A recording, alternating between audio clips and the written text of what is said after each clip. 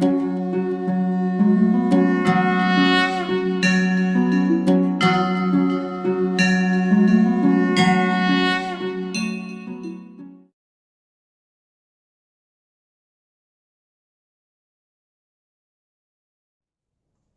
Morning વિદ્યાર્થી મિત્રો. હવે આજનું આપણું જે ચેપ્ટર છે મિત્રો, ચેપ્ટર 6 આનુવંશિકતાનો આણ્વીય આધાર. બરાબર. હવે લાસ્ટ લેક્ચરની અંદર આપણે ટોપિક જોઈ ગયા મિત્રો કે ભાઈ આરએનએ વર્સિસ ડીએનએ. બરાબર. કારણ કે પ્રોટીન તો પહેલેથી જ આ રેસમાંથી બહાર નીકળી ગયેલો ઘટક હતો. હવે બે ઘટક હતા, એક આરએનએ અને એક ડીએનએ. એમ તો સાબિતી મળી ગઈ હતી કે ડીએનએ જનીન દ્રવ્ય તરીકે નંબર 1 છે. બરાબર. પરંતુ અમુક વાયરસની અંદર, જેમ કે tobacco mosaic virus, Q B bacteriophage virus, કે જેની અંદર જનીન દ્રવ્ય તરીકે કોની હાજરી જોવા મળે છે? આરએનએ ની જોવા મળે છે. બરાબર. એટલે પછી પેલા માપદંડોને આધારે આપણે થોડી નક્કી કર્યું કે ભાઈ કયો ઘટક વધારે આપણે એમ કહી શકીએ કે પ્રભાવશાળી છે અથવા તો પ્રભાવી આનુવંશિક દ્રવ્ય છે. બરાબર. અને એ સાબિતીમાં આપણે લાસ્ટ જોયું કે ભાઈ ડીએનએ એ પ્રોપર પ્રભાવી આનુવંશિક દ્રવ્ય તરીકે સારું રિઝલ્ટ આપણને આપે છે અને એના મુદ્દાઓની પણ આપણે ચર્ચા કરી હતી. અમુક મુદ્દાઓ આજના ટોપિકમાં પણ થોડા પુનરાવર્તન થવાના છે. ક્લિયર? પરંતુ એક એ વસ્તુ એમાં ક્લિયર થઈ ગઈ કે ડીએનએ જ મુખ્ય જનીન દ્રવ્ય છે. આરએનએ વધારે તો કે મદદ કરતા તરીકે, એડેપ્ટર તરીકે, સાથે સાથે આપણે વિચારીએ તો મેસેન્જર આરએનએ.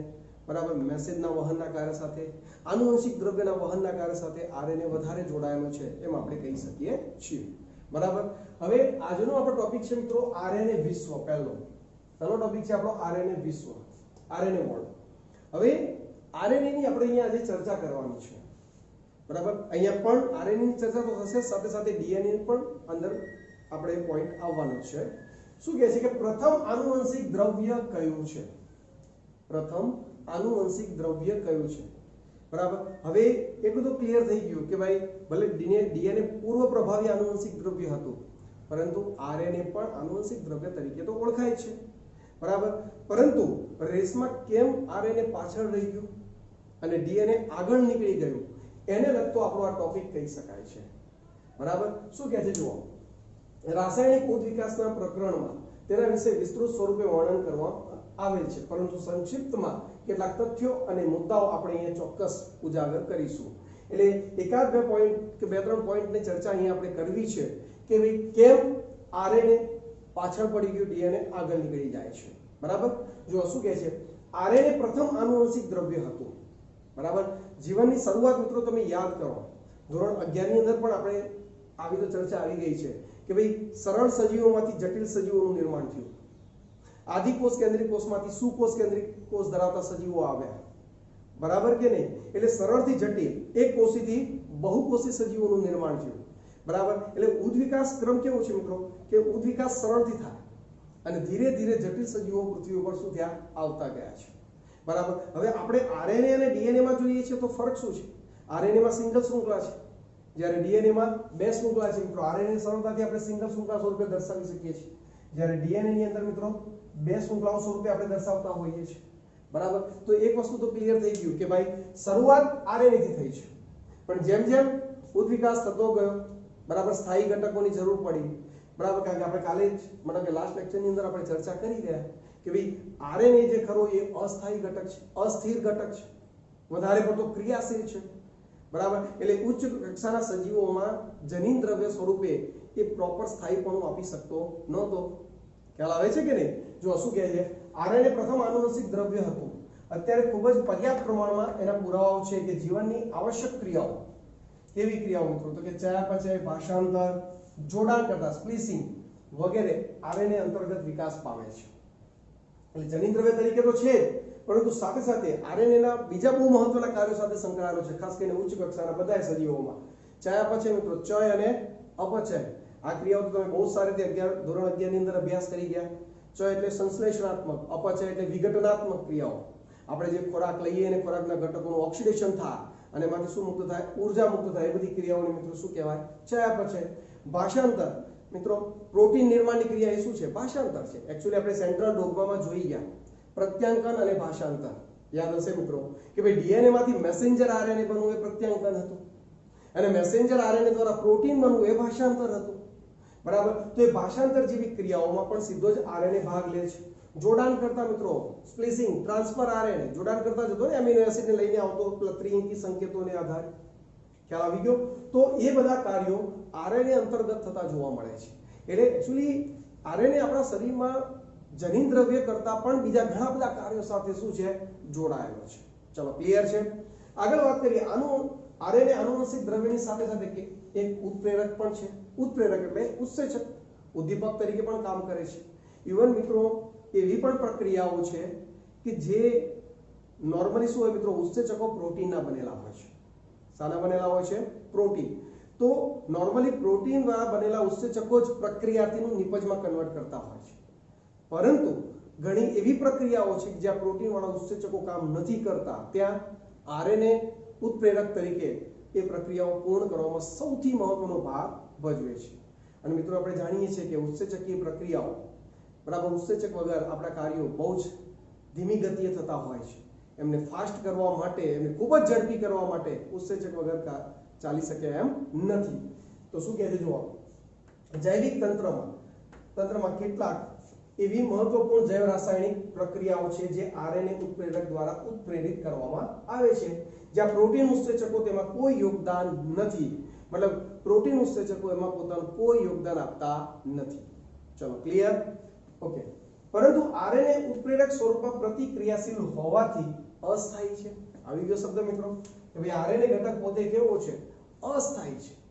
કારણ કે એ પોતે અસ્થાયી છે. મિત્રો આપણે કાલે લાસ્ટ ટોપિકની અંદર ચર્ચા જોઈ હતી કે ભાઈ જે એની પેન્ટોઝ શર્કરા હતી, બરાબર, એ પેન્ટોઝ શર્કરા તમને યાદ હશે મિત્રો કે નીચે સેકન્ડ નંબરના કાર્બન ઉપર OH સમૂહની હાજરી હતી, બરાબર, જેના કારણે ત્યાં સરળતાથી બીજો ઘટક જોડાઈ શકતો હતો, બરાબર. એટલે આરએનએ તરત જ આપણે એમ કહીએ કે એની વિકૃત પામવાની ક્ષમતા વધારે છે, અસ્થાયી ઘટક છે, બરાબર. એટલે એ સ્થાયીપણું એટલું લાંબા સમય સુધી દર્શાવી શકતો નથી, જ્યારે ડીએનએ આપણો સ્થાયીપણું લાંબા સમય સુધી દર્શાવવાની ક્ષમતા ધરાવે છે.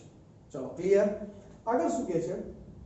આ કારણે આરએનએ ના રાસાયણિક રૂપાંતરણથી ડીએનએ ના ઉદ્ભવ થયો, જેનાથી તે વધુ સ્થાયી છે, બરાબર. હવે આરએનએ ની અંદર સ્થાયીપણું ઓછું હતું, અસ્થાયી ઘટક હતો, અસ્થિર ઘટક હતો. હવે જેમ જેમ ઉદ્વિકાસ થતો ગયો, ઉચ્ચ કક્ષાના સજીવો આવતા ગયા, તો પેઢી દર પેઢી લક્ષણો પણ જળવાઈ રહેવા જોઈએ. મેન્ડેલિયન વાદવાળો પોઈન્ટ યાદ કરો કાલના ટોપિકનો. સાથે સાથે પેલો ગ્રિફિથ અસર. તો એ બધા મુદ્દાઓની અંદર મિત્રો એટલું તો ક્લિયર છે કે સ્થાયી ઘટક હોવો જોઈએ. ઉંમર સાથે, ઋતુ સાથે, શરીરની અંદરની જે રાસાયણિક પ્રક્રિયાઓ છે એના સાથે એમાં બદલાવ નહીં થવો જોઈએ. એટલે સરળમાંથી જટિલ સ્વરૂપ તૈયાર થવું. તો એમ જ આરએનએ માંથી ધીરે ધીરે કન્વર્ટ થઈને કોનું નિર્માણ થવા લાગ્યું મિત્રો? ડીએનએ નું નિર્માણ થવા લાગ્યું.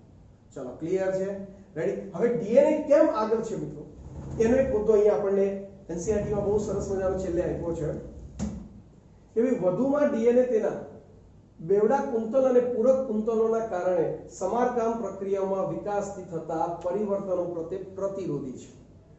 હવે મિત્રો આ મુદ્દાને આપણે સમજીએ શું કહેવા માંગે છે. હવે તમે જાણો છો મિત્રો કે ડીએનએ ની જે રચના છે ખરી મિત્રો, એ આપણે આ રીતે બેવડી કુંતલમય રચના આપણે એને દર્શાવીએ છીએ, બરાબર. એમાંથી બે શૃંખલા ધારો કે છૂટી પડે છે, બરાબર. થોડી સમજવાની દ્રષ્ટિએ દર્શાવો. અહીંયા adenine, thiamine, guanine, cytosine, thiamine, adenine આપણે ન્યુક્લિયોટાઇડ આટલા દર્શાવી દીધા. તો સામે શું છે તો કે એડેનિન છે, તો કે થાઇમિન, થાઇમિન છે તો adenine, cytosine, guanine, adenine, thiamine. તો આપણે એક ન્યુક્લિયોટાઇડ આ રીતે ગોઠવાયેલા છે, બરાબર. હવે કોઈ કારણસર કારણ જો એને શું કીધું, વધુમાં ડીએનએ તેના બેવડા કુંતલ પૂરક કુંતલોના કારણે સમારકામ પ્રક્રિયાઓમાં વિકાસથી થતા પરિવર્તનો પ્રત્યે પ્રતિરોધી છે. હવે સમજો કે કોઈ કારણસર ધારો કે આટલો ટુકડો ગાયબ થઈ ગયો ડીએનએ નો, સમજી લેજો આટલો ટુકડો શું થઈ ગયો? ગાયબ થઈ જાય છે.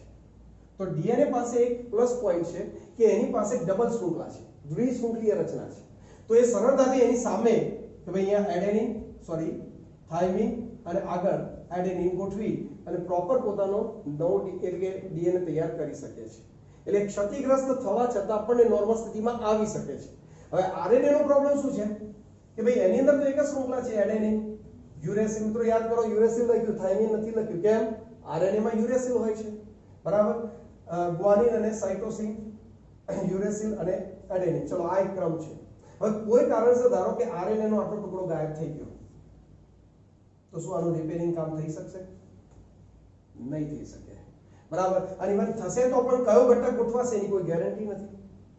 ખ્યાલ આવે છે કે જ્યારે ડીએનએ માં તો શું છે કે બંને શૃંખલાઓ પ્રતિ સમાંતર એકબીજાને પૂરક રીતે ગોઠવાયેલા છે, ન્યુક્લિયોટાઇડ બધા. ખ્યાલ આવી ગયો? એટલે કોઈ ભાગ બી જો ગાયબ થાય તો એની સામે નવા ભાગનું નિર્માણ સરળતાથી થઈ શકે. એટલે ડીએનએ નું રિપેરિંગ કામ બહુ સારી રીતે થઈ શકે છે, અને એ પણ કોઈ પણ પ્રકારની ભૂલ વગર. ખ્યાલ આવે છે કે નહીં? કોઈ પણ પ્રકારની ભૂલ વગર. એટલા માટે મિત્રો આરએનએ કરતા ડીએનએ વધુ સ્થાયી છે, આરએનએ વધુ સક્રિય છે, ડીએનએ ઓછો સક્રિય છે. ચલો ક્લિયર? એટલે ભલે આપણે એમ કહી શકીએ કે ડીએનએ પૂરો પ્રભાવી ખરો, આજના સજીવોમાં એક મહત્વનો છે, પણ શરૂઆત તો જનીન દ્રવ્ય તરીકે કોણે કરેલી મિત્રો?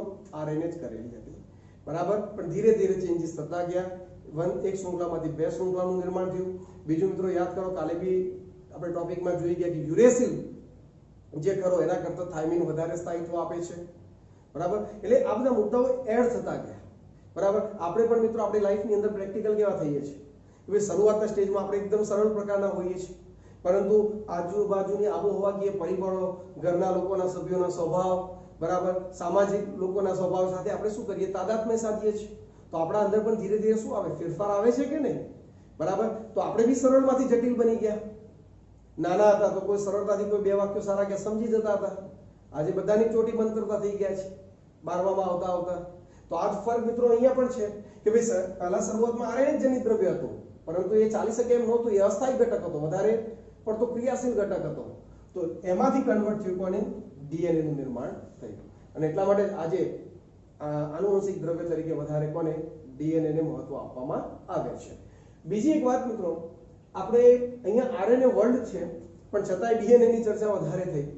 તો આ જે આરએનએ વર્લ્ડ જે ખરું મિત્રો, એની અંદર આપણે આગળ એક એક્સ્ટ્રા ટોપિક એવો લેક્ચર આપણે ગોઠવીશું કે જેની અંદર આરએનએ ના મુખ્ય 3 પ્રકારો છે: મેસેન્જર આરએનએ, ટ્રાન્સફર આરએનએ અને રિબોસોમલ આરએનએ ઉપર એક આપણે એક એક્સ્ટ્રા ટોપિક ચર્ચા કરીશું કે જેથી આપણું ચિત્ર વધારે ક્લિયર થઈ જાય. ક્લિયર છે? ખ્યાલ આવી ગયો? Okay, very good. લાસ્ટ ટોપિકમાં મિત્રો આપણે આરએનએ વર્લ્ડની ચર્ચા કરી ગયા. બરાબર. હવે આપણો બીજો આજનો ટોપિક છે મિત્રો સ્વયંજનન, રેપ્લિકેશન. સ્વયંજનનનો મતલબ થાય છે મિત્રો બેવડાવું, ડબલ થવું. હવે આ સ્વયંજનનની એક સરળ સિમ્પલ તમને યાદ અપાવું તો ધોરણ 11 ની અંદર આપણે ચેપ્ટર નંબર 10 સમવિભાજન અને અર્ધીકરણનો આપણે અભ્યાસ કર્યો હતો. બરાબર. હવે એ જે સમવિભાજન અને અર્ધીકરણની વાત કરીએ, રાઈટ, તો એની અંદર ચર્ચા શું હતી મિત્રો? તો યાદ કરો પેલું આંતરાવસ્થા, બંને મિયોસિસ અને માઇટોસિસ, સમવિભાજન અર્ધીકરણ. પરંતુ જે આંતરાવસ્થા હતી, રાઈટ, એની અંદર 3 તબક્કા હતા: G1, S અને G2. બરાબર. અને S તબક્કાની અંદર આપણે અભ્યાસ કર્યો કે ભાઈ જનીન દ્રવ્ય શું થાય? ડબલ થતું હોય છે. મતલબ 2C નું 4C માં કન્વર્ટ થાય છે. યાદ છે કે? તો એ જ વસ્તુ અહીંયા આપણે ચર્ચા કરવાની છે. પણ એ કેવી રીતે થાય છે? એની રાઈટ પદ્ધતિ શું છે? બરાબર. શા માટે જનીન દ્રવ્ય આપણા દરેક કોષની અંદર એક સરખું જળવાઈ રહે છે? આપણે શરૂઆત મિત્રો એક કોષથી કરી, ફલિતાંડથી, અને આજે આપણી અંદર 100 ટ્રિલિયન કોષો છે. તો આપણા દરેક કોષની અંદર એક સરખું જનીન દ્રવ્ય જે જળવાઈ રહે છે, એ મિત્રો આ રેપ્લિકેશનની ક્રિયા એટલે કે સ્વયંજનનની ક્રિયા દ્વારા જળવાઈ રહેતું જોવા મળે છે. ચલો ક્લિયર છે? જોઈએ વાક્ય રચના આપણને શું કહે છે કે ભાઈ ડીએનએ ની બેવડી કુંતલ માં રચનાની રજૂઆતની સાથે જ વોટસન અને ક્રિક તત્કાલ ડીએનએ માં સ્વયંજનનની યોજનાની રજૂ કરે. અને જો તેઓ મૂળ કથનોને ઉજાગર કરવામાં આવે તો તે આ પ્રકારે હતા. એટલે કે એ પણ ટોપિક આપણને આપેલો છે, એક વાક્ય રચના, એક વ્યાખ્યા આપી છે. પરંતુ આપણે જાણીએ છીએ કે ડીએનએ કુંતલની રજૂઆત કોણે કરી? વોટસન અને ક્રિક. બરાબર. અને એમને તરત જ મનમાં વિચાર આવી ગયો કે ભાઈ આ ડીએનએ સ્વયંજનન કેવી રીતે પામે છે? બરાબર. એની શૃંખલાઓ ડબલ કેવી રીતે કરતું જાય છે? દરેક કોષમાં જનીન દ્રવ્ય કેવી રીતે એક સરખું જળવાઈ રહે છે? એની રજૂઆત પણ મિત્રો આપણા વોટસન અને ક્રિક દ્વારા જ આપવામાં આવી છે. શું કહે છે જો વિશિષ્ટ જોડની જાણકારી પછી આનુવંશિક દ્રવ્યના નવા સ્વરૂપના નિર્માણની પ્રક્રિયાઓ વિશે તત્કાલ સુઝાવ કરવાથી બચી શકાતું નથી કે ભાઈ એકવાર આનુવંશિક દ્રવ્ય શોધાઈ તો ગયું પણ એક પેઢી દર પેઢી જળવાઈ રહે છે દરેક કોષની અંદર એક સરખું જ જનીન દ્રવ્ય મિત્રો આપણા માથાના વાળનો જે હેર બલ્બ કહીએ છીએ પાયાનો ભાગ બરાબર વાળ તો પ્રોટીનનો બનેલો છે પણ એનો નીચેનો જે પાયાનો ભાગ છે એની અંદર જનીન દ્રવ્ય આવેલું છે ત્યાંથી લઈને આપણા પગના સુધીના કોઈ પણ શરીરના કોષને અભ્યાસ કરીએ મિત્રો તો દરેક કોષની અંદર 23 જોડ રંગસૂત્રો આપણને જોવા મળે છે અને એક સરખા છે બરાબર તો કંઈક વ્યવસ્થા તો છે જ તો હવે જ્યારે તમે ડીએનએ ની શોધ કરી છે તો એ જનીન દ્રવ્ય કેવી રીતે બેવડાય છે કેવી રીતે ડબલ થતું હોય છે એનું રેપ્લિકેશન કેવી રીતે થાય છે એનાથી ભાગી શકાતું નથી એવું કોણે રજૂઆત કરી મિત્રો વોટસન અને ક્રિકે કે ભાઈ જનીન દ્રવ્ય બેવડાય કેવી રીતે એની રજૂઆત તો કરવી પડશે ઓકે શું કહે છે આગળ જુઓ ઉપરની યોજનાથી સ્પષ્ટ થાય છે કે બંને શૃંખલા અલગ પડીને ટેમ્પલેટના રૂપે કાર્ય કરી નવી શૃંખલાનું નિર્માણ કરે છે બરાબર હવે આપણે જાણીએ છીએ કે ડીએનએ ની અંદર બે પોલીન્યુક્લિયોટાઇડ શૃંખલાઓ છે કેટલી બે પોલીન્યુક્લિયોટાઇડ શૃંખલાઓ તો એ બંને શૃંખલાઓ એકબીજાથી શું થાય મિત્રો છૂટી પડે ધારો કે આ બંને શૃંખલાઓ છે તો એકબીજાથી શું થઈ આ છૂટી પડી ગઈ અને બંને સામસામે નવી શૃંખલાનું શું કરે નિર્માણ કરે છે રેડી તો નિર્માણ કરે છે સ્વયંજનની પૂર્ણ થયા બાદ પ્રત્યેક ડીએનએ ના અણુમાં એક પિતૃ શૃંખલા અને એક નવનિર્મિત શૃંખલા હોય છે આ ડીએનએ સ્વયંજનની યોજનાને મિત્રો શું કહેવાય અર્ધ રૂઢિગત સેમી કન્ઝર્વેટિવ તરીકે ઓળખવામાં આવે છે હવે આ વસ્તુને આપણે સમજવી છે ડીપલી બરાબર ધ્યાન આપજો મિત્રો અહીંયા આપણે વ્યાખ્યામાં શું કીધું કે ભાઈ ડીએનએ ની બે પોલીન્યુક્લિયોટાઇડ શૃંખલાઓ જે ખરી જેને આપણે પિતૃ શૃંખલાઓ કહીએ બરાબર હવે ધારો કે સમજી લો કે ભાઈ આ ધારો કે એક ડીએનએ છે એને આપણે સરળ સ્વરૂપમાં દર્શાવી દીધો હવે એમાં શું છે અહીંયા એડેનિન તો અહીંયા થાઇમિન હશે ગ્વાનિન તો કે સાઇટોસિન સાઇટોસિન તો કે ગ્વાનિન થાઇમિન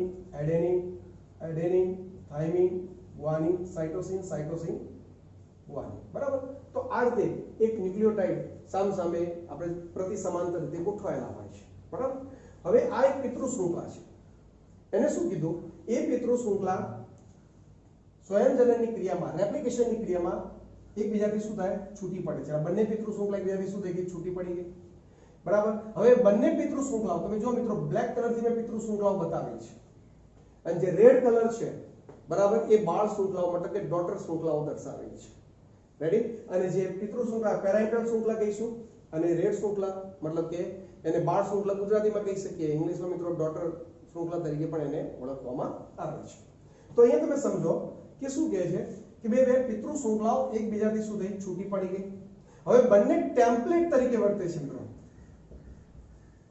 ટેમ્પલેટ શબ્દ બીબા તરીકે આપણે તમે ઘણીવાર પેલા માટીના વાસણો તૈયાર કર્યા હશે નાના હશો ને કે ભાઈ જેવા આકારનું માટીનું વાસણ હોય એમાં આપણે માટી ભરીએ તો એ ટાઈપનું શું થઈ જાય આકાર તૈયાર થતો જોવા મળે છે બરાબર કે નહીં તો અહીંયા બંને ટેમ્પલેટ તરીકે વર્તે છે હવે સમજો કે અહીંયા એડે આપણે આ જ ક્રમ ધારો કે થોડો લખીએ જો adenine guanine cytosine thiamine adenine guanine અને સાઇટોસિન ચાલો સમજી લો કે આ એક ક્રમ હતો બરાબર તો એ જ ક્રમ નીચે શું છપાશે મિત્રો જુઓ thiamine cytosine guanine adenine thiamine cytosine guanine તમે જો આના આ જ શૃંખલા આખો ક્રમ ત્યાં રહેતો જોવા મળે છે તો આ ટેમ્પલેટ કહેવાય કે ભાઈ પોતાના ઉપરનો જ ક્રમ એ પ્રમાણે સામે ન્યુક્લિયોટાઇડ ગોઠવ્યા હવે નીચેની વાત કરીએ સમજી લો કે અહીંયા શું હતું મિત્રો તો કે થાઇમિન અહીંયા તો કે cytosine guanine adenine thiamine cytosine અને ગ્વાનિન સમજી લો કે આ શૃંખલા અહીંયાથી એક મેં લખી છે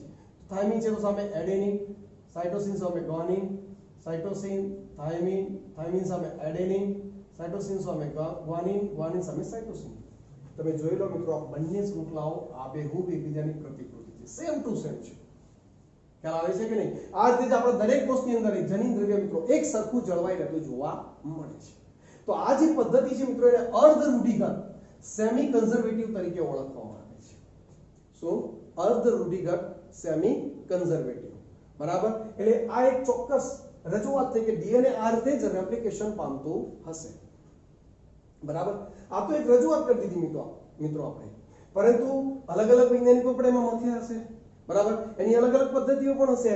અહીંયા શબ્દ આપી દીધો સેમી કન્ઝર્વેટિવ કે ભાઈ એક પિતૃ શૃંખલા અને એક નવા ડીએનએ માં એક પિતૃ શૃંખલા છે અને એક કઈ છે બાળ શૃંખલા છે, ડોટર શૃંખલા છે. બરાબર. તમે જો આ બંને નવા ડીએનએ બન્યા, એક અને બે ડીએનએ બને એકમાંથી.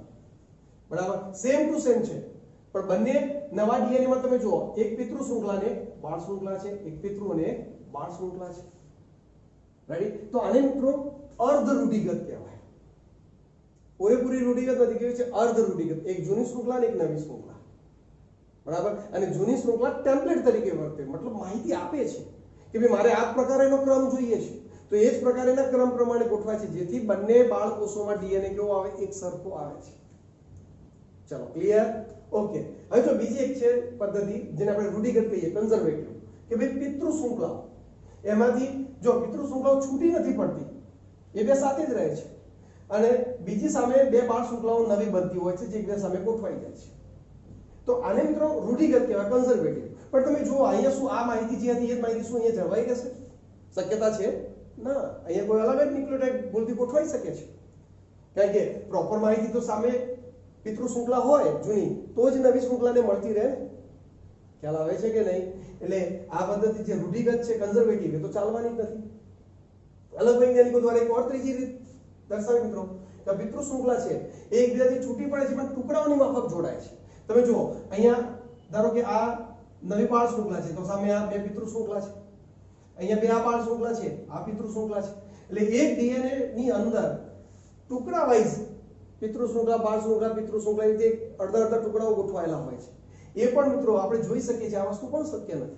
આ પદ્ધતિને મિત્રો ડિસ્પર્સિવ મોડ તરીકે ઓળખવામાં આવે છે કે ભાઈ તૂટક રીતે ડીએનએ નું ગોઠવણી કરવી. આ પણ એક યોગ્ય પદ્ધતિ નથી. કયો મોડ મિત્રો? ડિસ્પર્સિવ મોડ તરીકે એને ઓળખવામાં આવે છે. એટલે રૂઢિગત અને ડિસ્પર્સિવ મોડની આપણે એનસીઈઆરટીમાં કોઈ ઉલ્લેખ નથી, પણ આપણે અર્ધ રૂઢિગતને સમજવા માટે આ બે પોઈન્ટને જોવા જરૂરી છે. બરાબર કે નહીં? તો હવે તમારું માઇન્ડ એકદમ ક્લિયર થઈ ગયું કે સર આ ડીએનએ નું રેપ્લિકેશન કેવી રીતે થાય છે, સ્વયંજનન કેવી રીતે થાય છે. તો સિમ્પલ બે પોલીન્યુક્લિયોટાઇડ શૃંખલા જે પિતૃ શૃંખલાઓ હતી એ બંને એકબીજાથી છૂટી પડશે અને બંને ઉપરની જે માહિતી છે ન્યુક્લિયોટાઇડના ક્રમની એ ટેમ્પલેટ તરીકે વર્તે, એટલે સામે નવી શૃંખલાની એ જ પ્રકારની માહિતી આપી સામે નવી શૃંખલા તૈયાર થશે જેને આપણે બાળ શૃંખલા, ડોટર શૃંખલા તરીકે ઓળખીએ છીએ. અને એ રીતે આપણા એકમાંથી કેટલા તો કે બે ડીએનએ તૈયાર થતા જોવા મળે છે. અને આ સ્થિતિને મિત્રો શું કહે છે? સેમી કન્ઝર્વેટિવ તરીકે ઓળખવામાં આવે છે. બરાબર છે. આપણે લાસ્ટ પેલો જે વ્યાખ્યા હતી મિત્રો એ આ વસ્તુની રજૂઆત કરતી હતી. જો શું કહે છે?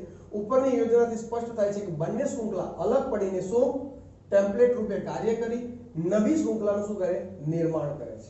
સ્વયંજનનની પૂર્ણ થયા બાદ પ્રત્યેક ડીએનએ અણુ એક પિતૃ અને એક નવનિર્મિત શૃંખલાનો હોય છે. રેડી? અને આ ડીએનએ સ્વયંજનનની યોજનાને મિત્રો શું કહે છે?